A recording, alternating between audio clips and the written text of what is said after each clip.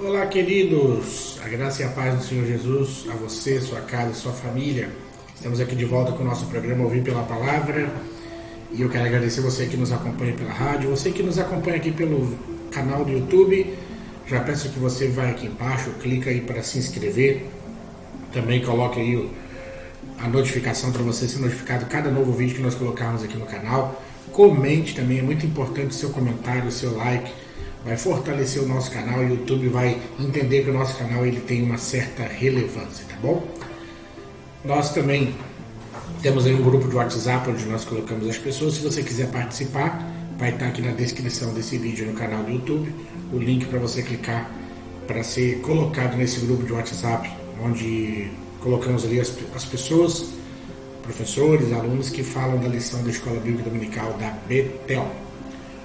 Hoje o nosso assunto é alcançando a cura dos ressentimentos. Ressentimento é uma matéria importante, um assunto de extrema relevância e que deve ser aí tratado por todos nós, principalmente como igreja, para que tenhamos aí a liberdade, no nosso sentido de adorarmos a Deus sem termos aí qualquer dificuldade probatória nesse sentido.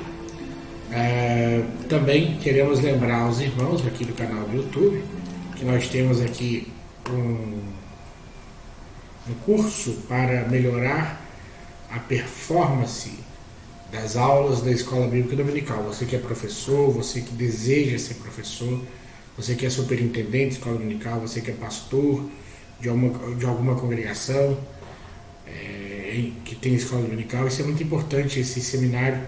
Se você gostaria de fazer, aqui na descrição desse vídeo no canal do YouTube tem o link que você pode clicar para você ser aí direcionado e saber como fazer esse treinamento para professor de escola dominical, tá bom? Dito isso, vamos ao que interessa, vamos falar aí sobre o ressentimento. Hebreus capítulo 12, verso 12 diz que, portanto, tornai a levantar as mãos cansadas e os joelhos desconjuntados. Então, pelo poder do Espírito Santo, os seguidores de Cristo Jesus podem perdoar e não permitir que seja dominado por mágoas, rancor, ódio, ira, enfim, esse tipo de situação. Ao final dessa nossa aula, nós temos que ter conhecido a respeito do ressentimento. Eu tenho uma proposta de apresentar o ressentimento como problema e depois apontar os passos para a cura do ressentimento. Então vamos trabalhar primeiro essa questão de conhecer a respeito do ressentimento. Vamos lá. O ressentimento, essa palavra significa mágoa, que se guarda de uma ofensa ou mal que recebeu.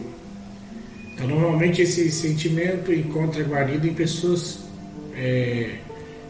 até mesmo em nossos corações, talvez pessoas mais próximas da nossa convivência, como família, irmãos da igreja, amigos, colegas de trabalho. A convivência diária nos leva à comunicação constante e isso posto está sujeito a ocorrer divergências de opiniões e pensamentos ao logo surgir aí dessa divergência um atrito. E se isso não for resolvido, poderá descer para o coração e dar lugar à mágoa.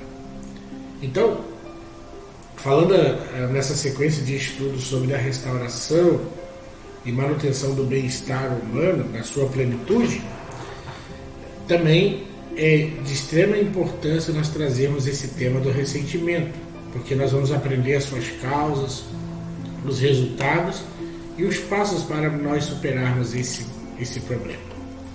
Vejamos esse texto de Hebreus capítulo 12, versos 13 ao 17, que diz: E fazei veredas direitas para os vossos pés, para que o que manqueja não se desvie inteiramente, antes seja sarado. Segui a paz com todos e a santificação, sem a qual ninguém verá o Senhor, tendo cuidado de que ninguém se prive da graça de Deus e de que nenhuma raiz de amargura brotando os perturbe por ela, muitos se contaminem. E ninguém seja fornicador ou profano, como Esaú, que por um manjar vendeu o seu direito de primogenitura. Porque bem sabeis que, querendo ele ainda depois herdar a bênção, foi rejeitado porque não achou lugar de arrependimento, ainda que com lágrimas o buscou. Então, não houve arrependimento real. O que houve no coração de Judas foi apenas aí um remorso, né? Então, o ressentimento é o maior inimigo dos relacionamentos. Lá no primeiro livro da Bíblia, no capítulo 27, no verso 41, nós vamos ter uma demonstração clara do que o ressentimento é capaz de fazer.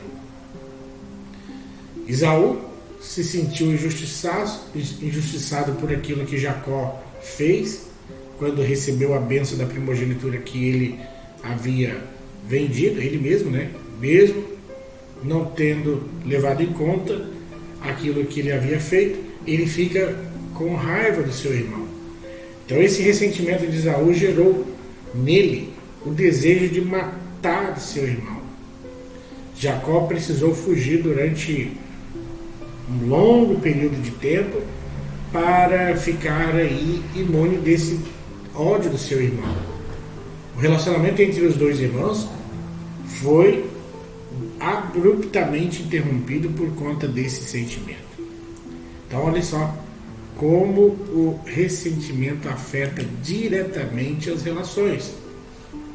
Porque quando a mágoa encontra abrigo no coração, logo a indisposição de perdoar se torna constante.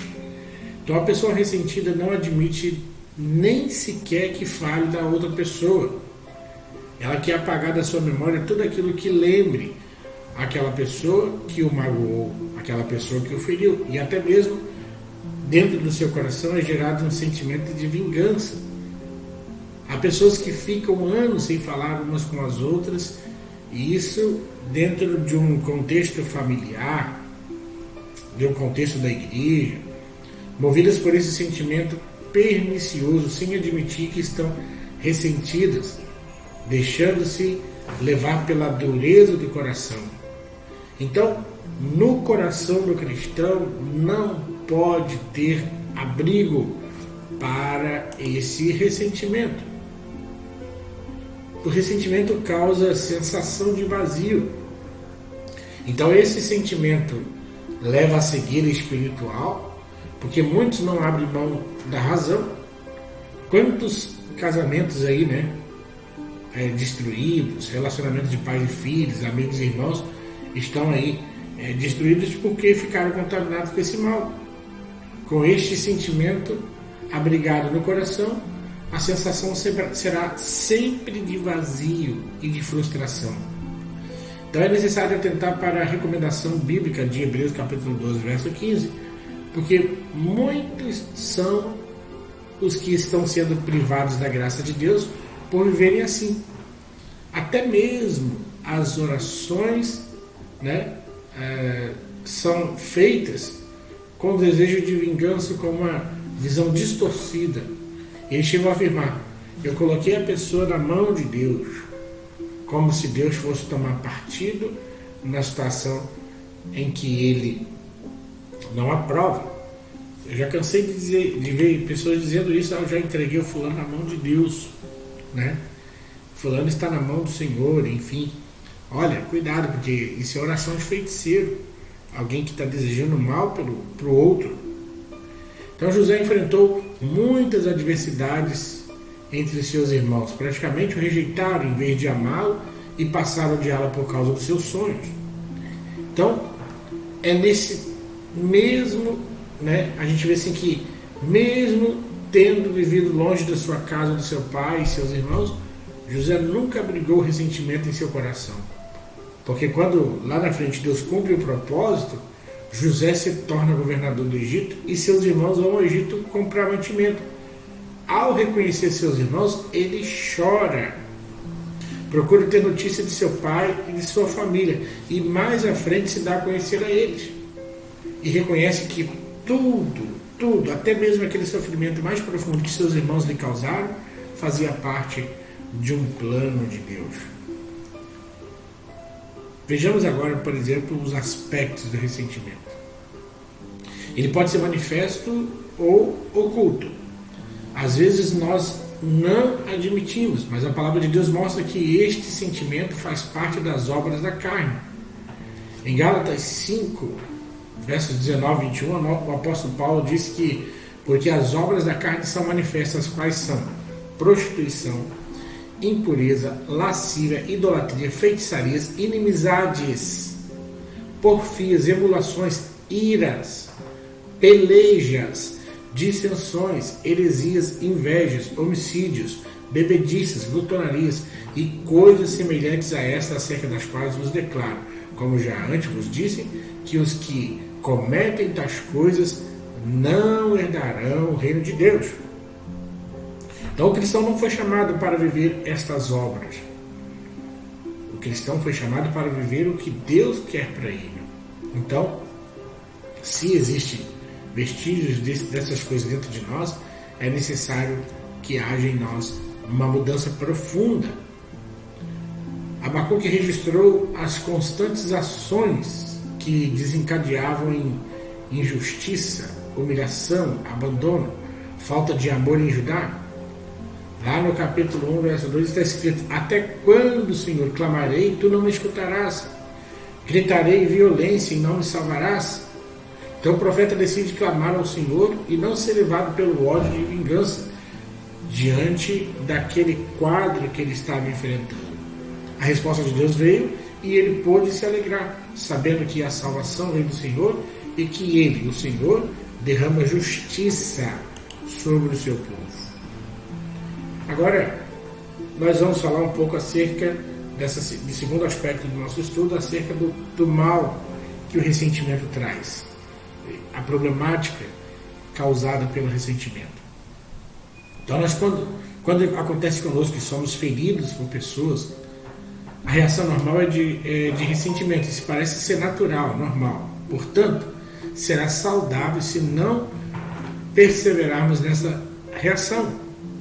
Isso tende a crescer e se tornar uma raiz de amargura, levando a pessoa a se fechar ao isolamento, onde não quer mais nem se relacionar com ninguém, acreditando que todas as pessoas que estão na sua volta querem fazer um mal para si. Então, qual é o problema do ressentimento? O ressentimento ele é inútil, né? Olha só, vou colocar esse slide para vocês verem, quem está me acompanhando pelo YouTube. Jó capítulo 5, verso 2 está escrito: porque a ira destrói o louco e o zelo mata o tolo. Logo, ficar ressentido não leva a nada, não vale a pena. Eclesiastes 7,9 diz: não te apresses no teu espírito a irar-te, porque a ira abriga-se no seio dos tolos. Não podemos mudar o passado ou aquela situação que ocorreu. O ressentimento não conserta nada, não muda nada. Por isso, não se pode viver o presente preso às mágoas do passado. Isso é tolice, é andar para trás sem enxergar o hoje como um presente de Deus. Então, por que ficar ressentido? Por que abrigar mágoa no coração? Isso não adianta, não faz sentido algum. Não há por que nós guardarmos isso. Você já fez alguma coisa tola ou estúpida porque você estava ressentido? Chegando a falar em tom de ameaça ou com desejo de vingança, e aí se dá conta que fez uma coisa maluca e se transforma num tolo? Salmo 106, verso 33, o salmista diz: porque irritam o seu espírito de modo que falou imprudentemente com seus lábios. Muitas vezes, meus amados irmãos, nós fazemos isso. Falamos o que não devemos, comunicamos de forma errada com a nossa família, expressamos mal, e isso vai trazer transtornos nas nossas relações. Vejamos bem, o ressentimento, ele destrói a nós mesmos. Quando você se permite ficar ressentido, você estará se machucando mais do que ao outro com que você está magoado. Ele pode ter esquecido o fato e o fardo permanece apenas com você. Usar o ressentimento como arma para ferir alguém é como apontar uma arma para você mesmo, porque o sofrimento só irá aumentar com isso. Sempre vai ferir você mais do que alguém. Quando você estiver com rancor, irado, chateado, isso tudo se volta contra você mesmo. É como uma bola de tênis quando é arremessada para o oponente. Ela volta com uma força muito maior para quem a lançou.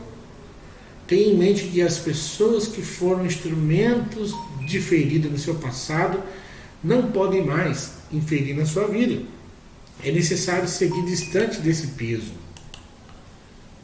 O ressentimento atrai desgraça. Não se pode ser feliz e infeliz ao mesmo tempo. Abrigar ressentimento é atrair desgraça e mal.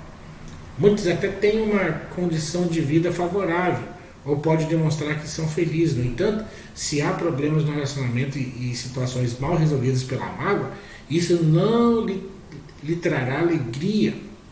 Quantas pessoas enfermas por falta de abrir mão do ressentimento, quantas partes dessa vida com o coração ferido, outras nunca provaram de um só momento de alegria e conquistas na família ou na igreja. É necessário lançar fora esse sentimento perverso e maligno. Ficar se privando de momentos de alegria, aniversários, casamentos, passeios,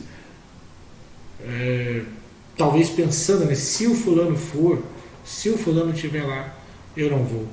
Ou se ela for, não conte comigo. Está acorrentado pela infelicidade. Então, a pessoa em si não tem ideia do que está fazendo quando guarda e alimenta uma mágoa. Isso sempre vai lhe ferir muito mais do que aos outros. Arruína os relacionamentos. Provérbios 17, 22 diz que o coração alegre serve de bom remédio, mas o espírito abatido vai fazer ressequir os ossos. Você só vai se encolher numa pequena concha se você mesmo se permitir. Para seu próprio bem, para a sua saúde, não guarde mágoa, perdoe. O perdão destrói as mazelas do ressentimento e produz alegria. Quem é muito mais beneficiado quando você perdoa não é o próximo, é você. Porque você alivia a carga, o peso, a negatividade, toda essa coisa ruim que paira sobre o seu coração. Agora, como nós alcançarmos a cura para o ressentimento? Todo paciente, ao entrar no consultório, precisa falar ao médico a sua dor. Então é necessário admitir a dor, contar o que levou e procurar o médico. Assim, precisamos fazer com Deus. Ser honesto, admitir o que está doendo e onde dói. Confessar francamente a Ele. E diga, como Jó disse, está doendo, Senhor. Né? Então abra o seu coração sobre a sua dor. Esse é o ponto de partida para o tratamento e a cura. É admitir que existe dor. O segundo passo é submeter-se ao tratamento para alcançar a cura. É ser paciente e se entregar totalmente aos cuidados do médico da alma, em excelência, que é o nosso Senhor e Salvador Jesus Cristo. Não tem como cortar caminho. Este é o único caminho para você alcançar a cura do ressentimento. Não tem como fechar as portas do seu passado. É necessário mudar as atitudes e os pensamentos do presente e ter a consciência de que a experiência negativa não o matou. A dor provou que existe superação através do perdão e libertação das amarras dos ressentimentos. Libere e perdoe o seu ofensor. Os amigos de Jó lhe machucaram, lhe feriram, eles o deixaram. Foram indiferentes à sua dor, não foram compreensivos. Não há nada que doa mais do que ser mal entendido ou até mesmo acusado injustamente.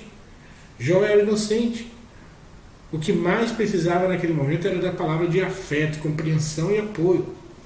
Deus havia permitido o inimigo agir na vida de Jó sem um aviso prévio. Então, a mudança foi realizada por Deus na vida dele, não depois que ele vingou dos amigos. Não a base de seu ressentimento. Foi somente depois que Jó liberou em perdão os seus amigos, ele os deixou ir. Jó os perdoou. Foi aí que Deus começou a trabalhar em sua vida. A Bíblia diz que ele intercedeu por eles perante o Senhor. Então Jó ora pelos seus amigos. Jó termina seus dias em pleno gozo de todos os relacionamentos com uma pessoa plenamente humana. Então a sua restauração não é um resultado do seu arrependimento no verso 6, mas sim da sua intercessão no verso 8 e 9. Foi quando Jó orava pelos seus amigos que o Senhor restaurou a sua própria sorte. Então, seus parentes e todos os seus conhecidos vieram a ele e ele com seus vieram a ele com seus consolos. Vamos redirecionar nossa vida. Em algum momento da vida, talvez você tenha tomado uma direção errada e percebeu que caminhar naquela direção não estava produzindo nada. Então, deu aquela marcha ré, redirecionou seus passos e passou a ser bem-sucedido. Nós devemos fazer assim também com os nossos sentimentos e emoções, redirecionando para o perdão e superação. Para Deus fazer e trazer algo realmente novo para a nossa vida, é necessário que nós venhamos a dar a este passo de redirecionamento da nossa vida. O salmista redirecionou seu foco. Perdoe, libere, não alimente o sentimento de vingança. Assim se faz a coisa certa em deixar ir aqueles que nos magoaram. Deixe-os ir sem cobrá-los e os perdoe. O perdão é liberado primeiro com a razão e depois com a emoção. Lá na oração modelo que Jesus estabeleceu para todos nós, quando ele ensinava ali os seus discípulos a orar, ele inclui o perdão. Jesus mostra nessa oração que o perdão de Deus se torna condicionado a usufruirmos dele em toda a plenitude à medida que perdoamos e liberamos os nossos ofensores. Se não aplicarmos isso em nosso dia a dia, áreas de nossas vidas ficarão retidas e o inimigo tirará proveito de situação para nos manter cativos a mágoas e ressentimentos. Se você estiver sempre olhando o que aconteceu no passado, permitindo que isso defina sua identidade, não chegará a lugar algum. É um retrocesso que não vai valer a pena. Então o ressentimento nunca deve permanecer abrigado em nossas vidas. É uma bagagem desnecessária. É um peso morto acrescentado na nossa caminhada sem a devida necessidade. Então o caminho mais excelente é o do perdão e reconciliação. Sigamos o exemplo de Jesus, que a todos perdoou e ainda perdoa. Que Deus nos abençoe e que possamos limpar, lavar, purificar o nosso interior, a fim de que possamos trilhar aí os caminhos que o Senhor tem colocado diante de nós e vivermos a sua plenitude, sem mágoa, sem ressentimento. Tá bom? Deus te abençoe. Nós nos falamos e nos vemos na próxima aula, na próxima semana. Deus te abençoe, forte abraço e até lá.